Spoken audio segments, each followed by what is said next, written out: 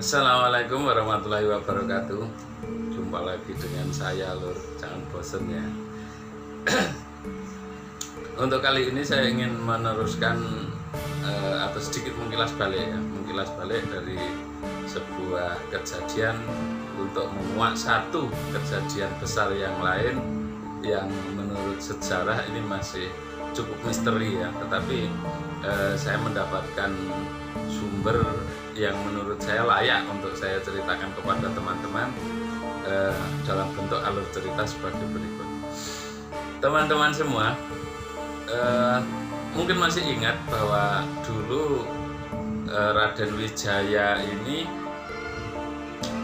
menjadi sebuah pelarian ya, menjadi seorang pelarian karena persembunyiannya diketahui oleh Jayakatwang. Jadi begitu Jayakatwang ini meruntuhkan Singasari, kemudian Raden Wijaya ini menyusup masuk ke dalam istana Singasari untuk mengambil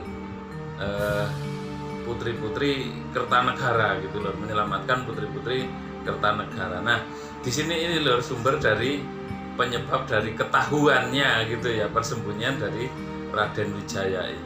Kemudian oleh para pengikutnya disarankan untuk melarikan diri ke timur. Melarikan diri ini dalam rangka karena dikejar ya Lur ya, dicari terus dicari gitu, dikejar. Akhirnya perjalanannya itu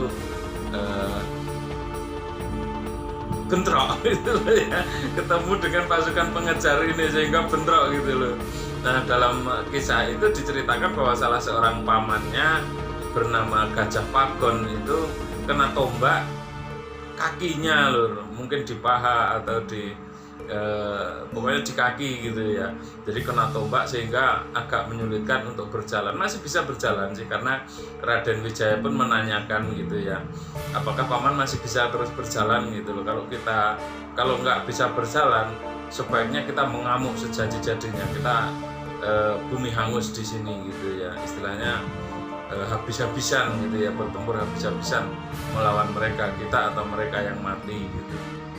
Nah teman-teman, kemudian Gajah Pagon ini menjawab karena tidak ingin hal itu terjadi ya, walaupun dia sebenarnya bisa aja mengatakan iya kita bertempur mati-matian di sini, itu bisa aja dia mengatakan seperti itu, tapi dia tidak menginginkan itu loh. Dia menginginkan keponakannya ini selamat dan meneruskan cita-cita Kertanegara untuk menyatukan Nusantara gitu ya. Nah, dulur-dulur kabeh bahwa di sini akhirnya pelarian ini sampai ke sebuah desa yang bernama Kudadu. Ya, di Kudadu ini seorang lurah ini bernama Macan Kuping Lur, Macan Kuping gitu ya. Dan ini kalau enggak Pranggalawe yang kenal adalah Lembu Sora gitu. Jadi istilahnya bisa minta tolong kepada Macan Kuping itu untuk membuat kamuflase dan itu dilakukan oleh Lurah Macan Kuping ini Lur gitu. Nah, sekalian Raden Wijaya ini mau menitipkan Lur, karena pamannya ini sudah begitu payah ya, istilahnya kasihan kalau diajak berjalan terus, karena sudah begitu payah maka dititipkan kepada Macan Kuping untuk dirawat. Kemudian Macan Kuping ini karena ngeman warganya nanti jangan sampai menjadi sasaran pasukan Jayakatwang kalau mengetahuinya, maka Macan Kuping ini mengusulkan di pinggir desa sana ada sebuah alas ilalang Raden, itu sangat tinggi ya. Bagaimana kalau kita membuatkan rumah-rumahan untuk Raden Gajah Pagon ini di sana, kita babat di tengahnya, kemudian kita bikinkan rumah-rumahnya untuk bersembunyi Raden Gajah Pagon. Nanti saya sendiri yang akan mengantar kebutuhannya selama Raden tinggalkan gitu ya. Maka usul itu akhirnya disetujui oleh Raden Wijaya. Baiklah Ki Lurah, kuserahkan pamanku kepadamu. Jadi ada baik dan buruknya, ini adalah terserah kepada engkau, dan saya minta tolong untuk menghapus jejak-jejak pelarian kami, dan saya tidak akan melupakan jasa-jasamu kelak gitu. Maka itu dilakukan oleh Macan Kuping Lur. Jadi Gajah Pagonnya akhirnya disembunyikan di alas ilalang ya. Ilalang pada saat itu tuh nggak cuma selutut Lur, setinggi orang dewasa masih lebih ya, jadi orang berjalan di tengahnya ini nggak kelihatan gitu. Jadi kayak apa ya, istilahnya kayak ilalang dulu itu bercampur dengan satu jenis tumbuhan yang seperti kolonjono lur, seperti kolonjono. Jadi ada tumbuhan yang besar-besar gitu ya, cukup besar sejari kayak gini batangnya, itu tinggi-tinggi bercampur kayak gitu, dan ilalang biasa itu pun tinggi-tinggi gitu ya. Jadi sangat aman untuk bersembunyi di sana. Nah, karena itu kemudian Raden Wijaya beserta pengikutnya ini meneruskan perjalanan ke Pamekasan. Tapi saya tidak akan mengisahkan itu ya. Saya tidak akan mengisahkan itu. Saya ingin membahas tentang Gajah Pagon ini. Nah, sepeninggal Raden Wijaya, Gajah Pagon ini berangsur-angsur sembuh loh. Berangsur-angsur sembuh dalam perawatan Ki Lurah Macan Kuping ini. Bagaimana kelanjutannya? Tunggu yang berikut ini. Kita lanjutkan lagi teman-teman. Apa yang terjadi kepada Raden Gajah Pagon ini kemudian sembuh ya, berangsur-angsur sembuh gitu dari lukanya. Secara fisik juga mulai pulih gitu ya. Dan yang paling berjasa di situ adalah seorang suruhan dari Lurah Macan Kuping ini loh. Jadi yang disuruh itu seorang perempuan muda yang kemungkinan adalah putrinya gitu ya. Itu yang menjadi kurir Macan Kuping dan Gajah Pagon ini. Mungkin ngantar makanan, mungkin juga ngantar obat-obatan gitu, mencucikan pakaian dan seterusnya. Nah, di sini ini ya namanya orang ya lur ya, manusia lumrah juga, ketika mendapat sebuah kebaikan itu pasti ada dorongan untuk membalas kebaikannya tersebut. Nah, yang kedua ini ada kemungkinan masing-masing kemudian karena kebaikan itu menjadi tertaut hatinya lur, gitu ya, sehingga akhirnya putra dari, anggap aja ini putri dari Lurah Macan Kuping ini ya, ini kemudian menikah dengan Raden Gajah Pagon ini. Belum lama pernikahan kemudian hamil gitu ya lur ya, dan tidak selang begitu lama terdengar kabar bahwa Raden Wijaya ini berhasil mendapatkan pengampunan dari Prabu Jayakatwang loh. Jadi mendapatkan pengampunan, kemudian mendapat satu hadiah tanah tarik di sekitar Jombang ya lur ya, Mojokerto gitu ya, dan sedang membangun satu perkampungan gitu. Nah teman-teman, bagaimana rasanya seorang prajurit, seorang pengikut atau prajurit gitu ya, seorang keluarga mendapat berita yang seperti itu? Otomatis punya dorongan besar ya lur ya, untuk segera menampakkan diri, minimal untuk mendukung ya, menyokong keadaan ini supaya lebih kuat gitu ya lur ya. Nah di sini ini lur, akhirnya terdorong oleh perasaannya itu, akhirnya Gajah Pagon dan istrinya ini pamit kepada Lurah Macan Kuping untuk menyusul ke Tanah Tarik loh. Jadi ini nggak selang begitu lama dari pelarian itu, kemungkinan ya hanya sekitar 1 tahun atau 1,5 tahun itu kemudian kejadian ini terulang. Padahal dia sedang mempunyai seorang putra kecil gitu ya, seorang putra kecil, mau ditinggal ya nggak enak, nggak ditinggal ya gimana gitu. Akhirnya dibawa dalam perjalanan, ketika sampai di sebuah desa bernama Mada ya, ini mendengar bahwa tetua tedukannya itu tidak mempunyai seorang putra. Jadi maka anak ini kemudian ditinggal di situ loh, di istilahnya ini ya balai pertemuan, jadi semacam kalurahan gitu ya. Ditinggal di situ dengan harapan akan mendapat asuhan yang baik gitu ya, karena orang tidak mempunyai putra itu biasanya mempunyai kasih sayang yang cukup baik gitu loh. Dan itu betul loh, ternyata diasuh, akhirnya diayuh oleh si ketua desa Mada ini ya. Tidak dikisahkan desa itu pedukuhan, mungkin ya gampangnya lurah juga, tetapi dalam banyak kisah disebutkan Ki Buyut Mada gitu ya. Jadi mungkin yang mengasuh itu adalah seorang tua. Nah, di sini ini akhirnya kan satu kejadian itu menyebabkan Gajah Pagon ini meninggalkan putranya di situ. Seperti alasan seperti yang saya katakan tadi, bahwa diajak ke daerah konflik itu kasihan ya, anaknya kasihan gitu, maka ditinggal di sebuah daerah aman, nanti suatu saat akan dijemput kembali gitu. Nah, ini setelah berjalan sekian lama ternyata Gajah Pagon ini tidak pernah terdengar lagi beritanya loh, entah gugur entah apa gitu ya, tapi tidak terdengar beritanya.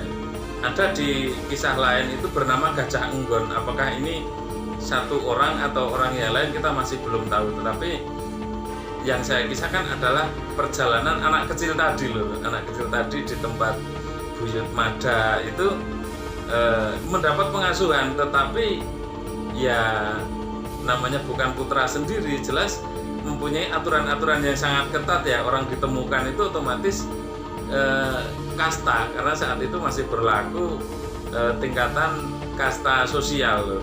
Otomatis dia dianggap menjadi seorang sudra ya, karena nggak ada orang tua, nggak ada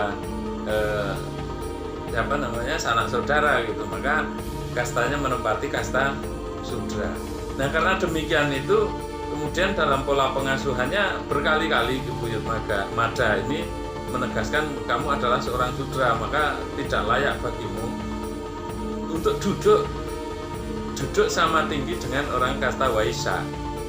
Kasta Waisya ini kasta kedua dari bawah ya lur, yang ini saya urutkan. Yang pertama dari bawah adalah sudra, kemudian Waisya, kemudian ada kesatria, yang terakhir adalah Brahmana. Brahmana menempati posisi paling tinggi ya lur ya.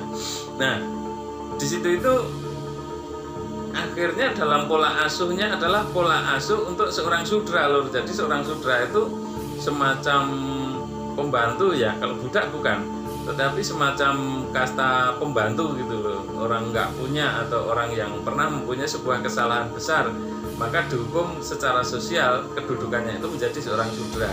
Nah, di sini ini akhirnya si kecil ini diberi nama Dipa ya, kita sebut sebagai Dipo gitu orang Jawa.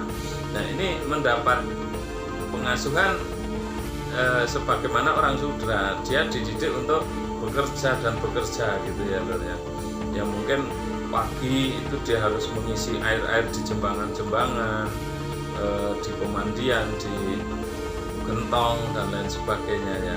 Kemudian memberi makan ternak-ternak, memberi minum ternak-ternak gitu. Kemudian dia harus membersihkan alat-alat makan gitu ya, mendapatkan pekerjaan seperti tukang kebun ya, membersihkan kebun dan lain sebagainya, merawat tanaman dan lain sebagainya. Nah, karena begitu banyaknya pekerjaan ini ya tidak mustahil kalau kemudian dia membuat kesalahan ya lur ya, kadang-kadang gitu, kadang-kadang membuat kesalahan atau kekeliruan sehingga dia mendapatkan hukuman. Nah, dari hukuman-hukuman inilah yang mencetak mentalnya lur. Jadi dia sangat takut untuk berbuat kesalahan gitu ya, sangat takut untuk berbuat kesalahan. Sehingga pada suatu saat dia mendapatkan hukuman. Dia dipukuli dengan sapu lidi karena memecahkan mangkok atau memecahkan piring atau memecahkan gerabah atau apa gitu ya lur ya. Yang jelas dia melakukan sebuah kesalahan dan mendapatkan hukuman. Mungkin hal seperti itu tidak hanya sekali itu ya lur ya, kemungkinan adalah sering, karena disebutkan bahwa bocah Dipa ini ya, bocah Dipa ini benar-benar terbentuk mentalnya sebagai seorang sudra gitu. Pada suatu saat pekerjaan yang lain adalah ketika pakan di sekitar kebun mulai jarang ya lur ya, maksudnya tidak bisa didapat dengan mudah, maka dia menggembala ternak-ternak dari Ki Buyut Mada ini. Nah, dalam menggembalakan ini otomatis yang paling mudah atau paling banyak rumputnya adalah di sekitar sungai ya Lur ya. Jadi maka dia menggembalakan ternak-ternaknya ini ke sekitar sungai. Pada suatu saat juga di situ dia kehilangan seekor kambing Lur. Wah, maka dia akan mendapatkan hukuman gitu ya. Dihukum oleh Kiai Buyut Mada ini. Nah, tetapi dalam hukumannya itu dia dapat mengemukakan alasan ya, bahwa ketika saya menolong seseorang, kambing-kambing atau salah satu kambing yang saya gembalakan itu dimakan seekor ular. Tapi oleh orang yang saya tolong tadi ini dibayar gitu ya. Maka dia mengangsurkan sekeping uang emas kepada Ki Buyut Mada ini sebagai imbalan atau balas jasa dari orang yang ditolongnya tadi. Wah, seneng ya Lur ya, Buyut Mada ini seneng gitu loh. Harga seekor kambing itu mungkin hanya beberapa kepeng ya, sedangkan uang emas ini kalau sekarang nilainya adalah jutaan gitu.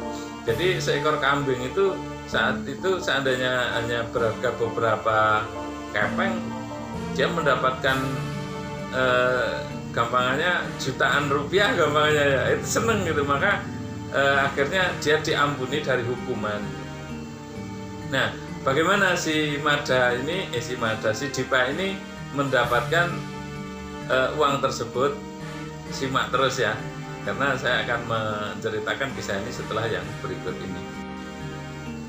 Nah, si Dipa kecil ini mendapatkan sekeping uang emas itu dari seseorang pengembara ya Lur ya, bukan pengembara sih, tapi seorang pejalan kaki gitu ya, dia menyusuri sungai, entah tujuannya apa gitu. Kalau orang dulu itu dalam kasta tertentu itu lebih menyukai berjalan kaki daripada naik kuda Lur, terutama adalah kasta-kasta Brahmana ya. Jadi dia suka sekali menyusuri sungai, merambah hutan dan lain sebagainya gitu ya. Selain itu memperbaiki perenungannya, seorang Brahmana ini biasanya dekat sekali dengan alam. Maka si Dipa ini ketemu dengan seorang Brahmana yang sedang berjalan kaki gitu ya. Bagaimana dia menyelamatkan orang tersebut gitu ya. Jadi ketika seorang Brahmana itu sedang berjalan-jalan, maka bertemu dengan seekor ular piton yang sedang mengintai mangsa loh, di atas pohon gitu ya. Ular piton itu kalau mengintai mangsa biasanya menggantungkan dirinya dengan ekornya itu menggantung ke dahan, kemudian kepalanya ini menggantung gitu ya, semacam kayak sulur gitu besar. Dia mengintai kalau nanti ada mangsa di bawahnya, dia tinggal menjatuhkan diri. Nah, ketika hal tersebut terjadi, Brahmana itu mau lewat Lur di situ. Kemudian si Dipa ini berteriak untuk menyelamatkan orang tersebut. Karena teriakan tersebut, si kambing ini malah lari ke arah itu tadi ya Lur ya, ke arah ular tadi, maka diterkam oleh ular tersebut gitu. Maka di sini ini terjadi penyelamatan yang membuka satu percakapan yang akhirnya nanti akan memotivasi, akan membuat satu sugesti kepada si Dipa ini untuk bangkit dari keterpurukan. Bagaimana sugesti tersebut? Nah, begini loh. Jadi setelah diselamatkan tuh orang otomatis menjadi sedikit merasa berhutang budi ya Lur ya. Maka diajaknya duduk, si Dipa ini diajak duduk di atas rerumputan mungkin, atau di atas batu, atau di atas gubuk gitu ya.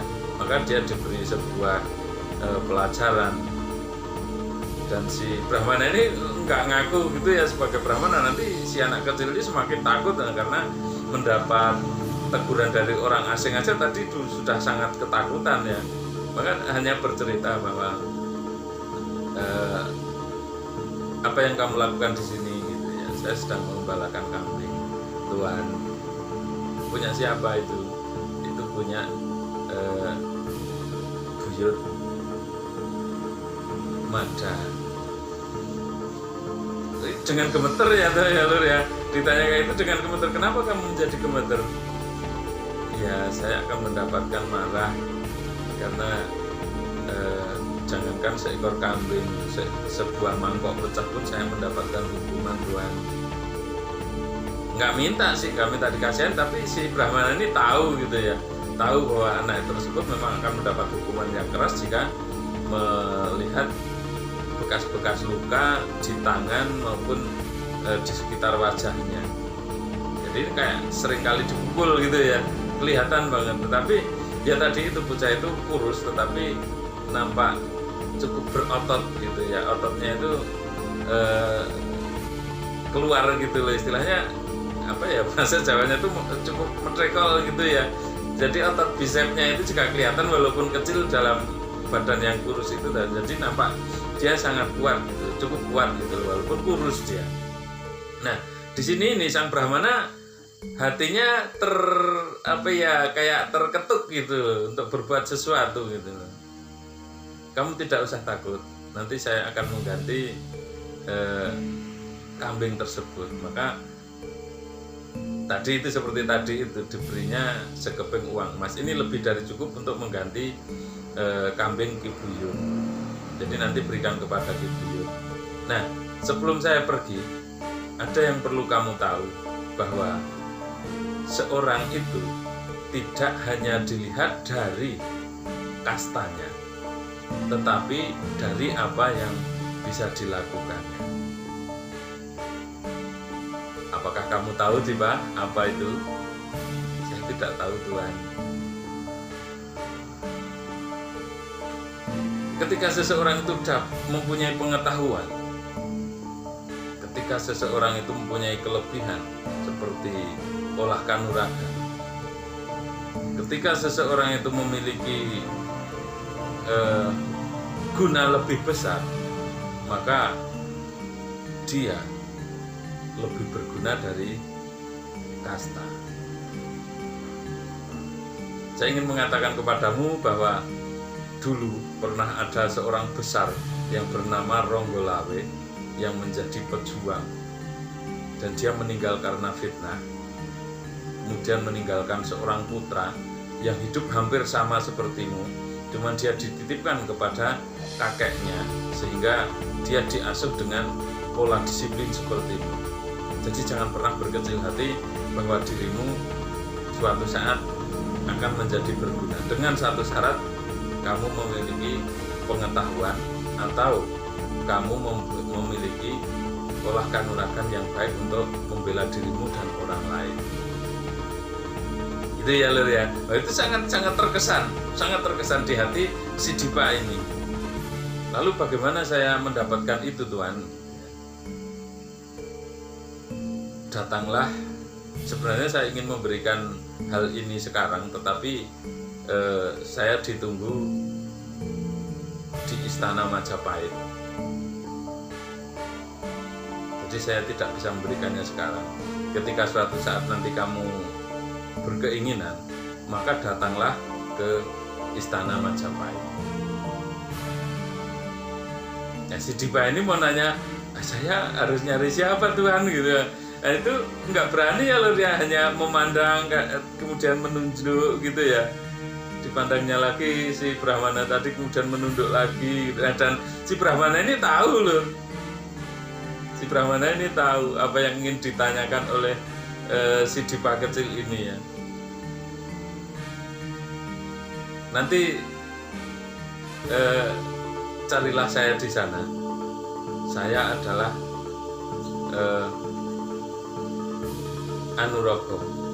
Anuraga gitu ya. Dan nama saya dahulu sewaktu seusia denganmu adalah Buddha Anjampiani.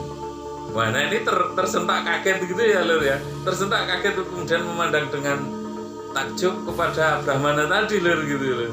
Kaget gitu ya.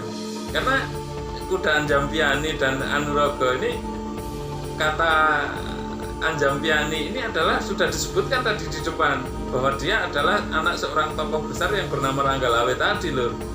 Maka si anak ini kaget tapi juga tidak bisa berkata-kata lebih jauh gitu ya. Kemudian si Brahmana ini mengatakan, karena memang sudah sore ya lur ya, kemudian dia mengatakan, bawalah pulang kambing-kambing dan berikan keping uang emas itu kepada Ibu Yud. Suatu saat nanti aku menunggumu di istana Majapahit. Gitu. Nah ini akhirnya selesai ya lur ya. Kemudian si Dipa ini pulang, kemudian seperti diceritakan di depan, kemudian kuda Anjampiani ini pergi ke istana Majapahit ya lur ya. Nah banyak dikisahkan bahwa siapa si ini ya Dipa ini akhirnya memang benar-benar menyusul ke Majapahit loh. Benar-benar menyusul ke Majapahit dan menemui kuda Anjampiani ini ya. Dia pada awalnya juga kaget, maksudnya kaget, ternyata Tuhan ini kedudukannya sangat tinggi gitu ya di antara orang-orang Majapahit, di antara penggawa-penggawa Majapahit gitu ya. Tapi ya itu sekali lagi kuda Anjampiani ini tidak menyebutkan dirinya di situ adalah kuda Anjampiani. Dia menggunakan Anurogo ya, Brahmana Anurogo. Karena apa? Ya karena kalau dia menggunakan kuda Anjampiani, semua orang sudah tahu kalau itu adalah anak dari Ranggalawe yang dianggap pemberontak gitu ya di waktu yang lalu. Maka setelah ketemu kemudian diberi berbagai wejangan tentang pengetahuan ya, banyak pengetahuan tentang kebijaksanaan hidup, taktik, strategi, banyak pengetahuan ya yang diberikan oleh kuda Anjampiani ini kepada si Dipa ini. Dan ditanyakan kepada si Dipa ini, sebenarnya kamu ini siapa dulunya dan lain sebagainya gitu. Setelah ini dia berasal dari Mada, maka dia mengenalkan diri itu sebagai Mada ya. Akhirnya dikenal sebagai seorang bocah Mada gitu ya. Nah ini akhirnya nanti juga masuk ke disarankan ya oleh kuda Anjampiani ini juga oleh seorang pemuka Majapahit yang lain yang dikisahkan dia adalah seorang patih nantinya ya, seorang patih. Siapa dia? Itu akan kita bahas di lain kesempatan. Nah, seorang patih ini juga berpengaruh kepada si kuda si Dipa ini ya, si Mada kecil ini. Nah, akhirnya dia dididik gitu ya dengan bela diri dan dengan pengetahuan itu. Setelah cukup maka dia mendaftarkan diri sebagai prajurit Majapahit. Karena penguasaan ininya ya lur ya, bela dirinya cukup baik dan memiliki bakat kekuatan tubuh yang baik pula, maka dia akhirnya terpilih menjadi seorang Bayangkara. Jadi Bayangkara ini adalah prajurit khusus gitu ya, prajurit khusus, kesatuan khusus yang hanya istilahnya ruang kerjanya itu di dalam keraton ya, menjaga keselamatan sang raja. Itu nggak dijaga oleh prajurit biasa lur, apalagi prajurit batalion gitu ya, bukan, itu prajurit khusus yang memang menjaga keamanan keraton. Nah prajurit Bayangkara ini istimewa lur dan pilihan gitu ya, kesetiaannya sudah teruji dan kemampuan bela diri itu juga sangat tangguh ya, kemampuan dalam peperangan, dalam keprajuritan itu memang terpilih gitu. Nah di situ itu nanti dia akhirnya ya bertemu dengan seseorang yang menjelaskan asal usul dari bocah Mada ini atau bocah Dipa ini ya. Nah ternyata dia adalah putra dari Gajah Pagon. Ya, ingat yang di depan tadi ya, putra dari Gajah Pagon. Nah, kemudian di sini akhirnya diberi nama bernama atau dilengkapi ya namanya itu menjadi Gajah Mada. Gitu ya. Jadi umum untuk mendapatkan nama gajah mendapatkan nama ini dari orang tuanya, jadi menuruni nama dari orang tuanya itu umum gitu. Seperti kemarin Mahisa Anaprang, kemudian anaknya adalah Mahisa Taruna yang artinya anak Mahisa ya, berarti anak Mahisa. Mahisa Taruna itu Mahisa muda, maksudnya begitu. Jadi ini biar sinkron ya Lur ya, si Dipa atau bocah Mada ini akhirnya mendapatkan nama Gajah Mada. Bagaimana kemudian dia bisa menjadi orang penting di dalam kesatuan Bhayangkara, nanti akan kita bahas di lain video. Jadi untuk sementara ini adalah informasi ya, informasi tentang asal usul Gajah Mada. Kemudian Desa Mada itu akhirnya nanti diberi nama Mada Karipura setelah si bocah Mada ini besar dan menjadi orang besar. Akhirnya dia mendirikan satu rumah atau pesanggrahan di Desa Mada itu, dan desa itu akhirnya terkenal sebagai Mada Karipura. Itu ya Lur ya, untuk sementara ini saya sedikit keluar dari tekanan konflik fitnah ya, padahal ini masih ada hubungannya, tapi itu nanti akan kita bahas di lain video. Jadi begitu teman-teman, terima kasih sekali atas perhatiannya. Jangan lupa like, comment, dan subscribe ya, karena hal tersebut akan membuat saya bersemangat untuk membuat video-video dan menggali informasi-informasi lain yang perlu teman-teman ketahui. Terima kasih. Akhirul kalam. Assalamualaikum warahmatullahi wabarakatuh.